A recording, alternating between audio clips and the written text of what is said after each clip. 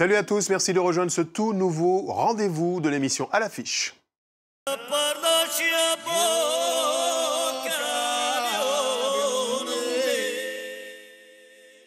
Leur musique a fait le tour du monde et leur immense talent a consacré les polyphonies corses à l'échelle internationale. Leur nouvel album Pianeta est un hymne à la planète Terre. Nous accueillons Jean-François Bernardini, leader et cofondateur du groupe corse le plus célèbre, I Mouvrin. Mais sans plus attendre, je vous invite à aller le rejoindre.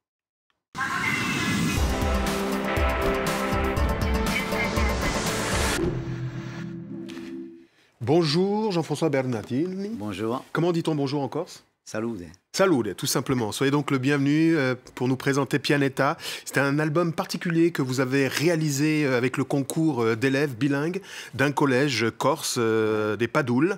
Alors 1 an et 1500 heures de travail pour 16 titres. Vous dites que c'est un hymne à la planète et des graines des lendemains. Ça signifie quoi? Ouais, c'est un album largement inspiré par les enfants, largement inspiré par la planète et par la conscience planétaire. Comment justement parler de ces choses que l'on dirait complexes en les simplifiant. C'est cela l'exigence de l'exercice. Donc on sait, le thème c'est la planète, bien évidemment, avec tous les défis qu'elle a face à nous. Et c'est en même temps dire comment on donne aux jeunes générations, à ces enfants-là qui nous inspirent, comment on donne des horizons, des issues, des sillons sur les chemins des paysans du monde et dire je veux être de cela, je veux être de cette graine-là. Donc ce sont des graines de conscience et puis des petites graines de lumière qu'on a voulu écrire dans cet album Pianeta. Des graines de conscience, donc des semences pour des lendemains. Vous êtes en tournée depuis peu, elle reprend d'ailleurs en février, la France, la Suisse, la Belgique. Et c'est sur scène notamment que vos fans pourront y découvrir votre nouveau répertoire.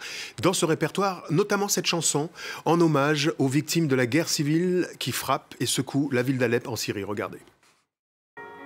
Elle cherche ce soir un peuple lointain, pose sa voix au creux de ses mains. Et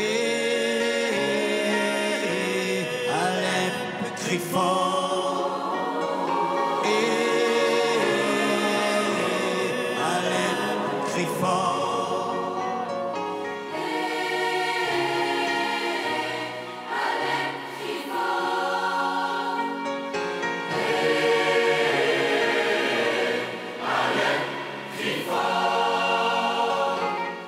I Mouvrini, avec nous, Jean-François Bernardini. Lorsqu'on parle de votre groupe, on pense engagement.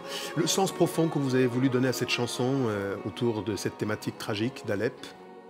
D'abord parce que ça nous réveille. Cette débandade diplomatique nous interpelle tous et interpelle, réquisitionne la conscience des artistes.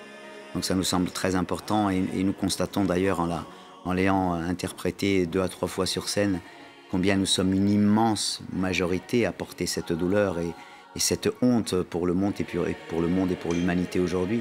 Donc en tant qu'artiste, c'est juste se dire humblement, bien évidemment, qu'un seul mot juste, ça peut faire reculer, qu'un poème, ça affronte un tyran. Alors votre engagement, il trouve un prolongement totalement naturel sur scène, semble-t-il, cette fois-ci au profit de la lutte contre la non-violence. Vous êtes en tournée, vous êtes président cofondateur d'une fondation qui s'appelle Umani, qui signifie humain, oui, en langue du terroir corse. Et pour vous, il s'agit de transformer la violence en valeur positive, c'est ce que vous dites.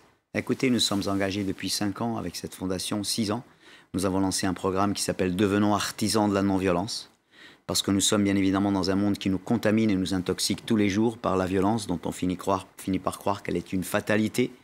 Et nous sommes de ceux qui, à travers la planète, se disent qu'il y a autre issue que s'écraser ou détruire. La non-violence, ce n'est pas la passivité. La non-violence, c'est l'équipement de vie. C'est comment on affronte aujourd'hui l'injustice dans le monde avec des moyens nobles pour défendre des causes nobles. J'ai donné en 5 ans, personnellement, plus de 200 conférences en collège, lycée, université. Et je constate avec enthousiasme que chaque jour aujourd'hui, nous avons une demande de conférences, de formation. C'est cette boussole, cet équipement de vie qui est à notre sens l'outil du XXIe siècle et qu'il y a urgence dans le monde, urgence d'armes, d'instruction massive. Alors, la démarche est toujours alternative lorsqu'on songe à votre carrière. Il n'y a pas de plan de marketing, vous ne faites pas de plan de carrière, vous travaillez comme un artisan. Nous sommes des artistes qui portons des mots citoyens. Nous sommes déjà un groupe assez inattendu. Vous savez, chanter en langue régionale en France, c'est un peu un ovni, quoi. Et le porter sur tous les zéniths de France, le porter dans tous les pays d'Europe, avec la résonance que ça a aujourd'hui, ça, c'est véritablement un petit miracle dans notre parcours. Alors, cette démarche artistique, elle est tellement décalée par rapport au mass market, tel qu'on l'appelle, que vous n'avez pas hésité à impliquer des fans à un projet d'album. Souvenez-vous, c'était en 2008, regardez. C'est l'histoire d'une rencontre entre le groupe corse Imouvrini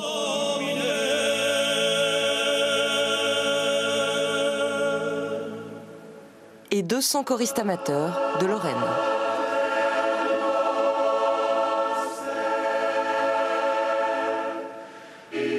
L'aventure a commencé l'an dernier avec un album commun. Aujourd'hui, c'est leur premier concert. Les Lorrains jouent à domicile.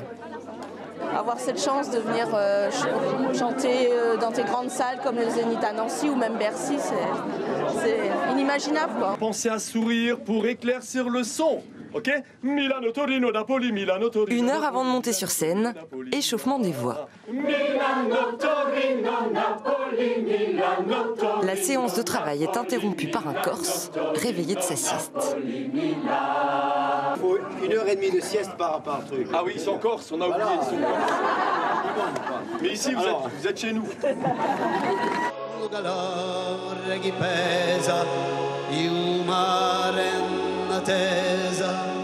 Dans le port d'Amsterdam, dans le port d'Amsterdam, dans le port d'Amsterdam. C'est une démarche alternative et citoyenne. C'est le sens de la vérité. Vous parliez de semences, elle se trouve parmi les fans. Mettre le peuple sur scène. Donner cette opportunité au peuple d'être sur scène avec nous pour partager cette force qu'est la musique. La musique, un artiste ne fait pas uniquement de la musique décorative.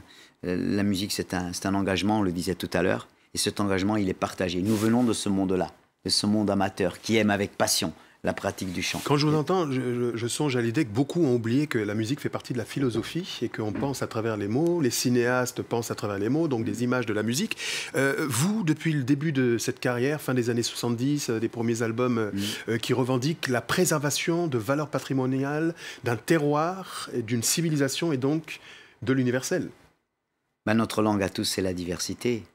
Si vous enlevez un seul instrument dans l'orchestre symphonique, c'est plus un orchestre symphonique. Si vous enlevez une seule langue à la planète, une seule culture, une seule nuance, vous diminuez la planète, vous l'appauvrissez et vous allumez quelque part les incendies du mal-vivre ensemble. Donc je crois profondément que le propre de la musique, c'est le mariage. Nous sommes des inventeurs de ponts. C'est pour cette raison que vous n'avez pas hésité à aller à la rencontre d'autres artistes dans le blues. D'ailleurs, les polyphonies corses sont le blues du terroir local. La rencontre avec le jazz, des artistes pop tels que Sting. Humanité, ouverture sur le monde sont les valeurs que vous souhaitez promouvoir. Des chanteurs gospel comme récemment au Zénith, etc.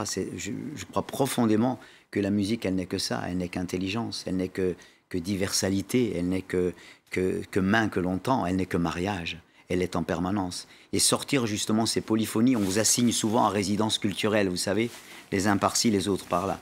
Le propre des artistes et de l'artistique, c'est de désobéir à ces assignations, et c'est d'être là où est la beauté du monde, et où là, la réponse artistique aujourd'hui doit réquisitionner à la fois son talent, sa conscience, pour transformer, pour ensemencer dans ce monde d'autres sillons à venir. Pianeta, c'est le nom du dernier écrin. Il y en a déjà un autre qui pointe l'horizon un peu lointain dans quelques mois. Ouais, ce sera pour le printemps, l'album, disons, plus majeur encore pour Imouvrini avec 12 à 13 créations qu'on est en train de terminer en studio. Merci beaucoup, c'est toujours trop court à l'échelle de l'éternité. Merci d'avoir été des nôtres. Vive les polyphonies corses, donc les semences des lendemains, à découvrir rapidement si ça n'est déjà fait. C'est déjà, hélas, la fin de cette émission. Merci à tous de l'avoir suivi. N'oubliez pas que vous pouvez la retrouver sur france24.com ainsi que sur tous nos réseaux sociaux. On se quitte justement le temps que vous agrippiez votre guitare dans la joie et l'allégresse avec un extrait de votre fabuleux répertoire, celui d'Imouvrini.